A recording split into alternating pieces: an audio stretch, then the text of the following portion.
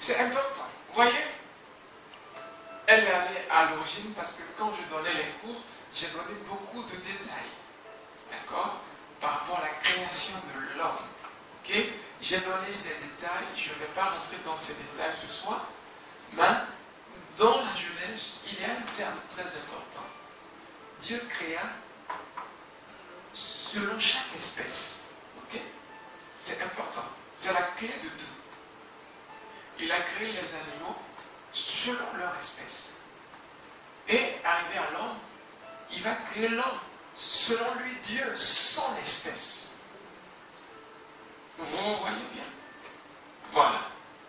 Ceci donne à notre image et à notre ressemblance. Donc, il crée les êtres humains comme il est. Donc, selon son espèce. C'est très, très important. Voilà. Maintenant, ce que j'ai voulu souligner là, c'est le fait que, étant selon son espèce, l'homme a une âme, un esprit et un corps. Ça peut aller? Ça peut aller? Âme, esprit et corps. L'homme meurt, ça veut dire l'homme désobéit à Dieu. Il mange ce qui est interdit, le fruit interdit. Dieu dit, si tu manges, tu mourras. Est-ce qu'il mourut? Spirituel. Tout, voyez? Donc, le but de cet enseignement, partant de la Genèse, c'est de mettre en évidence ce fait. Il mourut spirituellement.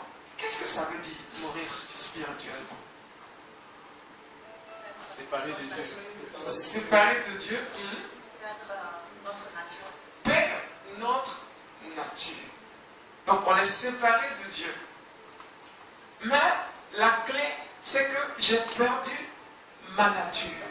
Je ne suis plus en forme de Dieu. Parce que ce qui fait de nous les enfants de Dieu, c'est la nature que nous avons. Nous avions la même nature. Ça veut dire que nous pouvions communiquer le même langage. Parler le même langage. Vous voyez? Donc l'homme mourut, mais pas physiquement, mais plutôt spirituellement. Mourir spirituellement ne voulait pas dire qu'il est devenu sale et qu'il fallait le laver.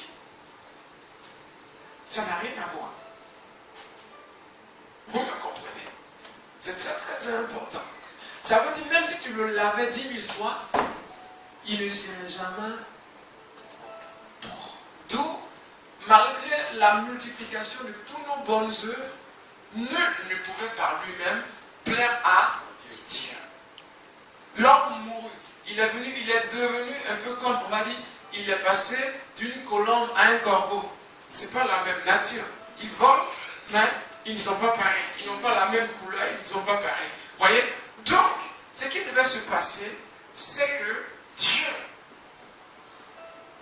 voulait sauver l'homme. Je ne vais pas rentrer dans ce détail, ok? Mais je vous donne les grands titres. Donc, on a introduit la Genèse pour souligner le fait de l'homme qui meurt, mais son esprit est plutôt séparé de Dieu.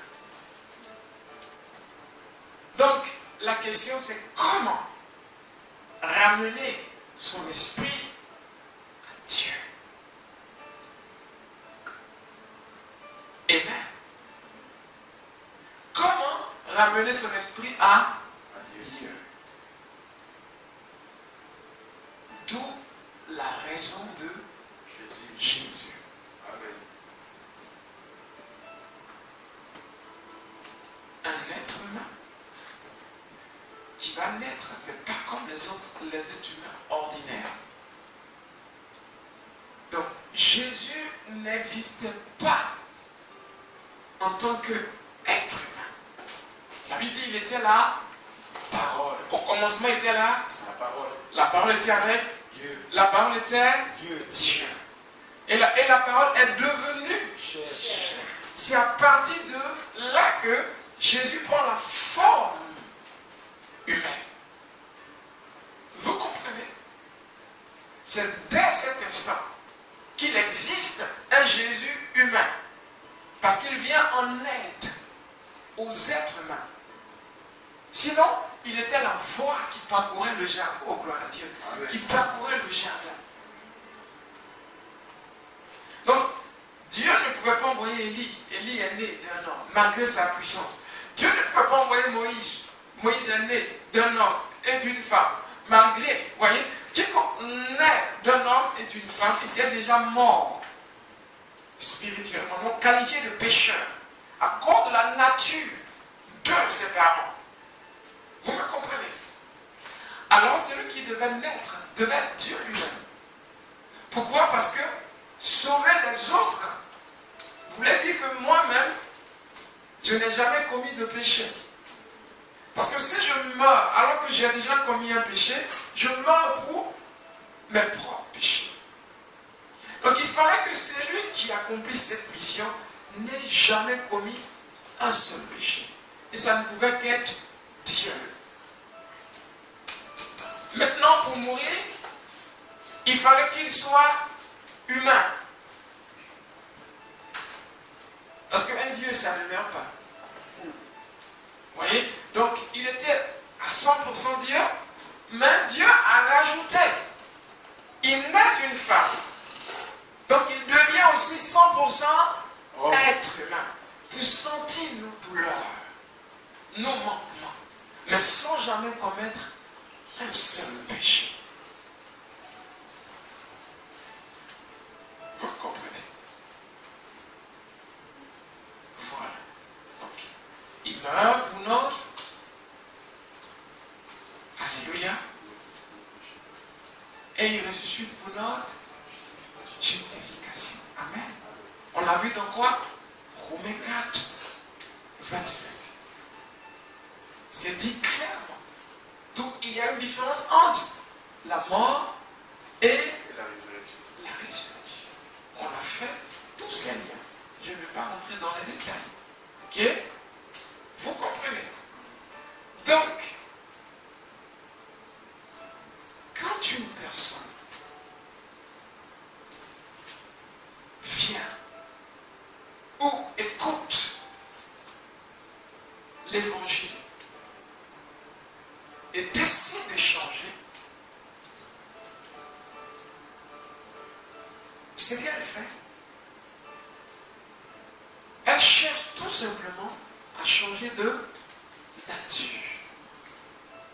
Vous voyez, il est dit dans Colossiens 1, 13 à 14, que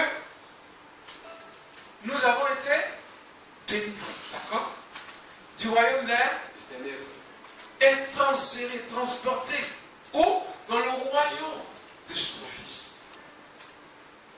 Voilà le baptême de l'Esprit. 1 Corinthiens 12, le verset 13, nous dit qu'on a été baptisé par le même Esprit dans le corps. Éphésiens 1, je pense le verset quoi? 13 ou 14, nous dit que on a entendu, on a cru et on a été scellés.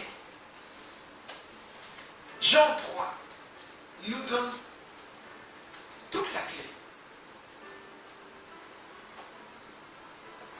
Excepté qu'un homme ne naisse de nouveau, il ne pourra voir le royaume de Dieu. Donc, naître de nouveau, c'est quoi? C'est quand le Saint-Esprit nous baptise, ou nous transporte dans le corps de Christ. Je dis baptise. Il y a un abus, je veux dire, de langage dans le monde chrétien, parce que tout le monde, aujourd'hui, quand on entend être baptisé de l'Esprit, on pense que c'est prier en langue. Non, ce n'est pas le terme que la Bible utilise. D'accord? C'est ce pourquoi il y a confusion là-dessus. Quand tu dis à un baptiste, est-ce que tu es baptisé de l'Esprit? Il ne comprend pas. Parce que tu ne peux pas être chrétien sans avoir le Saint-Esprit. C'est ceux qui ont l'Esprit qui lui appartient. C'est l'Esprit qui œuvre en toi et qui fait de toi un chrétien. Vous voyez? Donc c'est le premier contact. Ça ne peut pas être autre chose. Vous comprenez? Je dis ça pour ceux qui sont vieux dans le christianisme et qui ont été habitués à baptême de l'esprit, prier en langue. Ça, c'est être rempli de l'esprit. C'est autre chose. On le verra plus tard. C'est le troisième toucher. D'accord? Ok? Donc, le premier baptême se trouve à ce niveau-là. Où je donne mon cœur à Jésus. Et il vient. Le Saint-Esprit me touche le cœur. Et il me transforme. En fait, il change ma nature. Je passe le fils du diable à fils de Dieu. Automatiquement, malgré mes mauvaises habitudes, Dieu me voit comme quelqu'un qui n'a jamais commis un seul péché. Et le Saint-Esprit va grandir avec moi. Et au fur et à mesure, je vais atteindre la maturité. Vous voyez? C'est ça pourquoi il a été dit que j'ai souligné un fait. Vous vous en souvenez. C'est le fait du péché. On en a parlé longuement. Dans Éphésiens 2, le verset 8, c'était ça. Où il disait que nul n'a été sauvé par les œuvres, afin que personne ne se glorifie. Voyez? Donc ça concerne le premier toucher, donc le baptême de l'esprit. Quand tu es immergé dans le corps de Christ. Amen.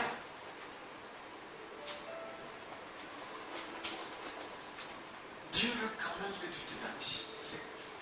On ne sait pas comment on va régler ça. Non, c'est vrai, je ne comprends pas.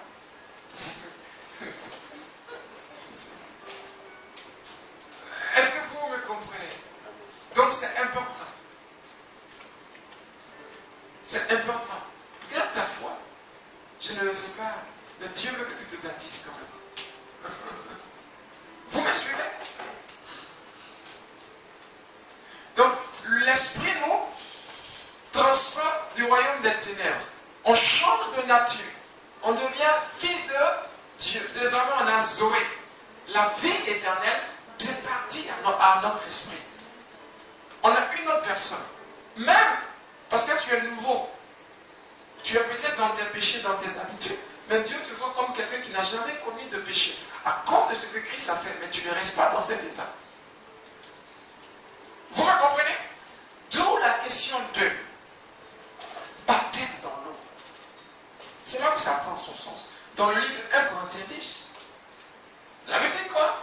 La Bible va parler de 2 types de baptême. On n'a pas lu ça, c'est ça? 1 Corinthiens 10. Vous voulez qu'on lise? On y va. Parce que ça, on ne l'a pas lu. Je vais chercher le verset. Et puis l'évangéliste va nous lire.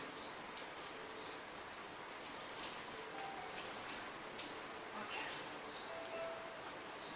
1 Corinthiens 10. Alléluia. Il parle du baptême de Moïse. Vous voyez? Ils ont été baptisés en Moïse.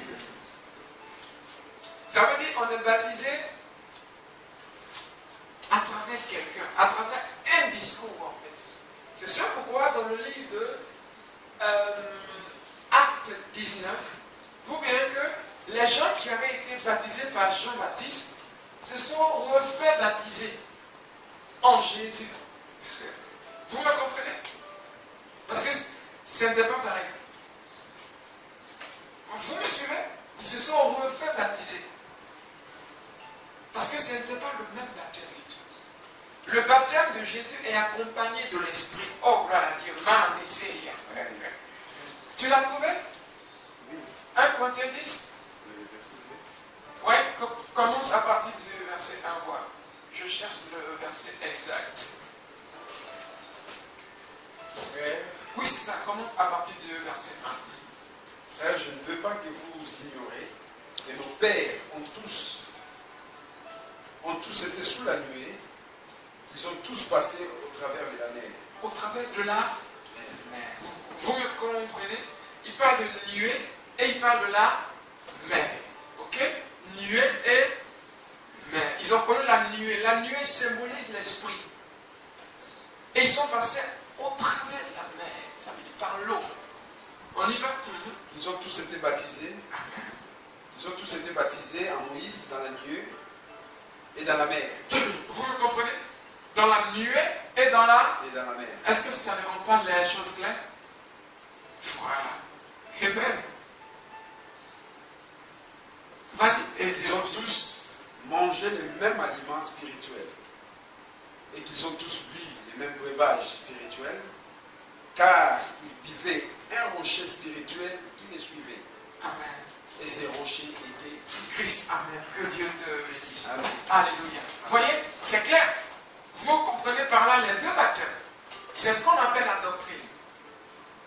La doctrine, c'est ce qui ne change pas depuis l'Ancien Testament, mais qui change de forme, mais qui continue. C'est sûr pourquoi ceux qui disent que les femmes ne prêchent pas, ils sont perdus. Parce que dire que la femme ne prêche pas, c'est enlever de la Bible la prophétesse Déborah. Dans Juge 4, au verset 4, la Bible dit Israël criait de l'aide, demandait de l'aide à Dieu. Et Dieu va susciter une femme prophétesse qui les jugeait. Qui les jugeait. Elle était juge. Ça veut dire, elle était celle qui délibérait entre les hommes. Et c'est elle qui a établi, qui allait chercher l'homme qui devait faire la délivrance d'Israël. Vous voyez? Donc Dieu parle par les femmes. Amen. Comme il a parlé par les femmes, il continue de parler par les femmes. Amen. Vous voyez? Donc ce verset de Timothée, où on pense que la femme n'a pas droit à la parole, c'est pas ce que Paul veut dire. Je vous l'ai déjà expliqué. Vous lirez 1 Corinthiens 7 et vous verrez un secret. Paul dira, non pas le Seigneur, mais moi. Ça veut dire qu'il va faire une dissociation entre ce que Dieu veut et ce que lui il exige. À cause des problèmes particuliers qui existent dans certains endroits. Vous me comprenez? L'église ici ne sera pas la même chose que l'église aux États-Unis. En fonction de la culture des gens, on va adapter les choses.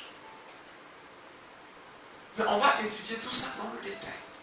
C'est pour souligner le point de doctrine.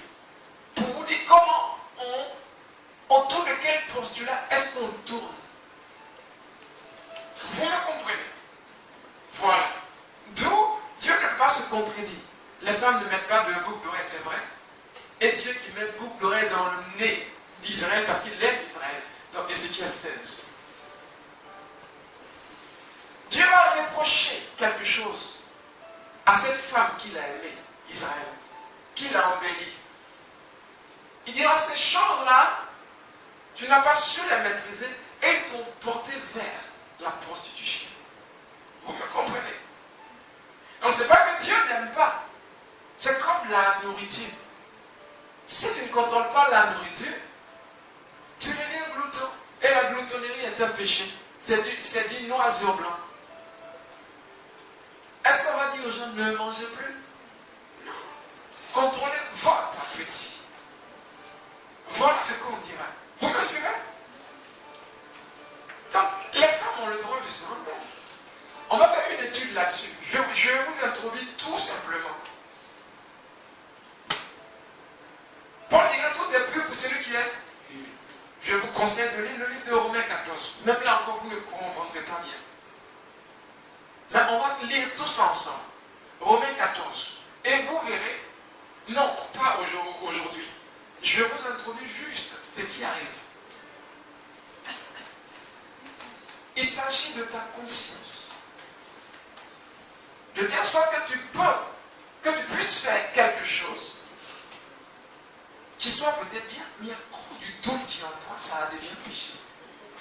Ouais. Ça tente de définir le péché. Le péché, c'est pas ce qu'on fait. Quand on reviendra là-dessus, je rentrerai dans le détail. Mais est-ce que vous me comprenez? fin. Oh, mais pourquoi le pasteur même, il ne met pas de boucle d'oreille? Ça ne serait pas un péché de mettre des boucles. Vous me comprenez? Je n'en mets pas à cause de la foi des autres. Parce que parmi vous, certains sont faibles. Est-ce que vous me suivez? C'est la limite.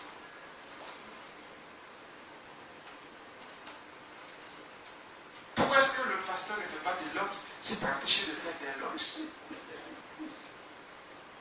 Quand on lira Romains, vous comprendrez ces choses. Amen. Profondément. Mais voilà ce que ça veut dire. À cause du niveau de foi des autres, je suis classique. Parce que je suis pour tout le monde. Vous me suivez? Je ne sais pas si vous me comprenez. Ça veut dire quoi? Toi, dans ta démarche, bien que tu sois libre, dira le même apôtre Paul, mais à cause de la foi des autres, tu modères. Ton style est peut-être ton style, ok? D'accord? Mais à cause de la conscience des autres, pour ne pas que les autres tombent, tu modères. Amen. À cause des autres. À cause des autres. Parce qu'ils sont faibles. D'où on trouve un juste milieu. L'équilibre. Amen. Ça peut aller. Vous verrez certains venir à l'église avec leur string. Vous connaissez les strings des femmes? Et elles s'abaissent exprès pour qu'on voit. Ok? Vous voyez? Là, tu sais l'esprit qui est derrière. Ça n'a rien à voir avec Dieu. Est-ce que vous me suivez? Ça veut dire qu'il y a un juste milieu. Il y a un juste milieu à cause de la foi des autres. Tu diras que tu as mis ton string parce que ça te plaît. Mais tu vois l'effet que ça fait sur les autres. Vous m'entendez? Donc à cause des autres, j'entre dans cet aspect où je sais me juger moi-même. Vous me comprenez? Sinon, tout n'est que tradition et culture. Le fond, c'est l'œuvre de Dieu dans ton cœur. On dit que l'homosexualité est un péché parce que c'est écrit. Si ça n'était pas écrit, on n'aurait pas eu le pouvoir de qualifier ça de péché. Vous me comprenez? Non. L'homosexuel, c'est un péché. Pourquoi? Parce que la Bible dit. En tant qu'être humain, je ne suis pas à mesure de définir ce qui est un péché. Vous me comprenez? Est-ce que vous me suivez? Un péché, que ce que Dieu a déclaré péché.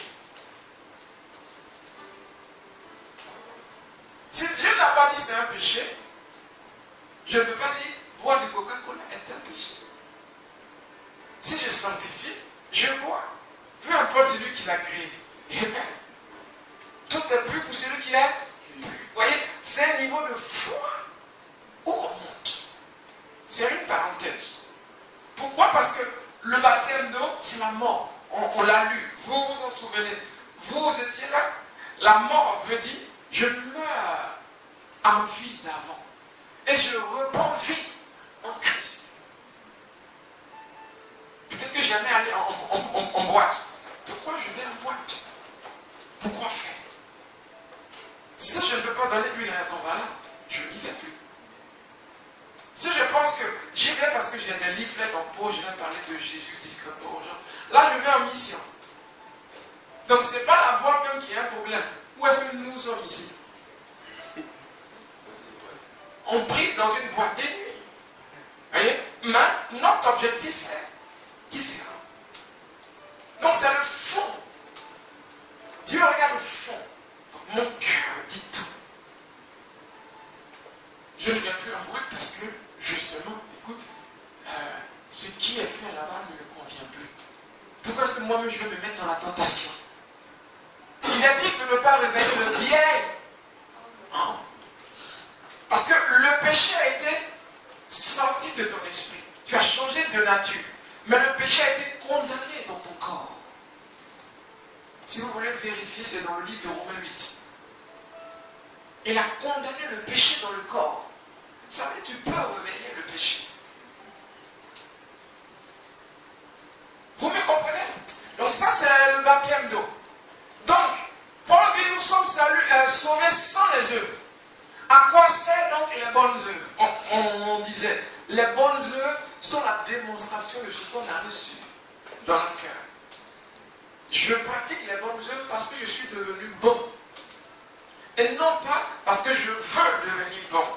Dans ce sens, Dieu dit, tu le mérites, tu veux le mériter. Ce n'est pas vrai. Les bonnes œuvres, je les fais parce que la sémence de Dieu a été plantée en moi. C'est ce qui me pousse. D'où le baptême de la démonstration de ce que je suis dans mon cœur, de ce que j'ai reçu, de ce salut que j'ai reçu. Amen. Je dis tout ça parce que tu vas te mettre, tu vas t'habiller comme ça, on va dire c'est un péché. Comme ça, voilà, tu vas attacher, même mettre la perruque, c'est devenu un péché. Se maquiller, c'est devenu un péché. Tout est péché finalement. Donc, sachons faire la différence. Sinon, les gens vont nous emporter dans leur doctrine. Je vis, ne m'enlevez pas la joie de vivre. Dieu aime les bonnes choses. Amen. Lisez la Genèse. Il a créé des fruits qui étaient bons à voir.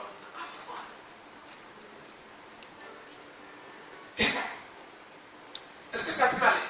Amen. On s'arrête là? Tout est clair ou pas? Tout est clair. Question? Pas la vie. Moi et Jésus, c'est toute la vie. Que je tombe, que je ne tombe pas, on est ensemble. Je m'accrocherai, mais je ne peux pas vivre autre chose. À partir d'aujourd'hui, je dis non à ma vie passée. Si j'avais une petite amie, un petit ami, non. Vous voyez ce que ça veut dire? Je dois attendre de me marier. Parce que je n'ai plus droit à avoir des rapports sexuels, des attouchements qu'on appelle la fornication d'ailleurs. Vous me comprenez? Amen. Voilà. C'est quoi ça veut dire? Hey, je suis dur. Non, je dis les choses telles qu'elles sont. Soyons clairs avec Dieu. Il ne faut pas vivre comme ça. Vivre comme ça. Vous me comprenez? Soyons clairs avec Dieu. Ce qui est péché, on dit c'est péché. Ce qui n'est pas péché, on dit c'est pas. Si c'est un péché, je le dis. C'est pas parce que vous êtes jeune que vous avez le droit de faire toutes sortes de bêtises sexuelles. Non. Non. Non, non. Hey! C'est seulement quand je me suis marié que j'ai eu une femme, que j'ai eu des relations. Vous me comprenez? Ça ne tue pas. Ça ne rend pas bête. Ça ne rend pas dépressif comme les gens le disent. Si Dieu l'a dit, c'est que c'est bon pour nous. C'est que c'est bon pour la santé. C'est bon pour notre vie spirituelle. Amen. Vous voulez obéir à Dieu? C'est ça le baptême d'eau. Ça ne sauve pas, dit Pierre. Mais c'est pour notre conscience. En d'autres termes, je marche dans la lumière de ce que je suis en Jésus. Amen. Si je regardais des romans pornographiques à partir d'aujourd'hui, je me fais. Amen.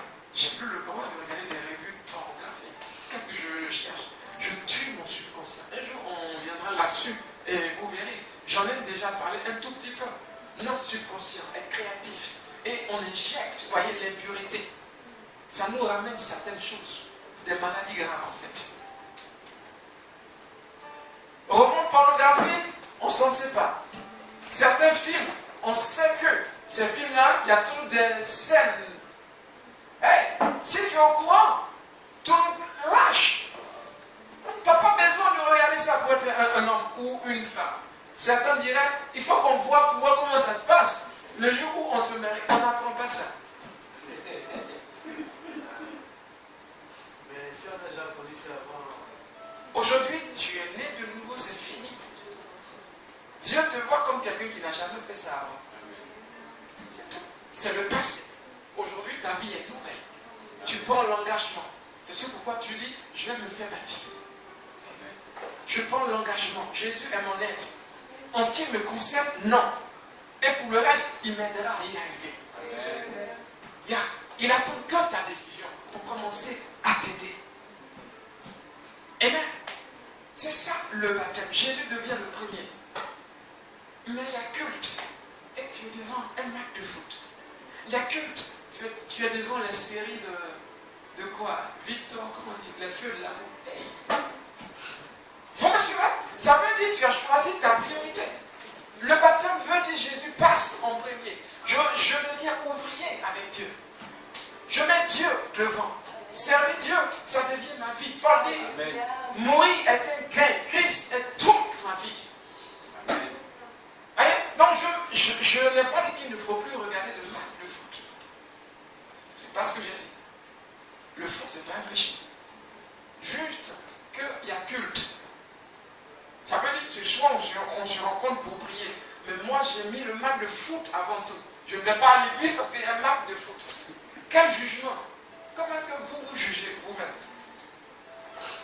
Vous me comprenez? Est-ce que vous me suivez? C'est ça le baptême. Je deviens ouvrier avec Dieu. Je viens balayer à l'église. Jusqu'à ce qu'un jour ma promotion vienne. Oui, on sait que tu es un grand prophète.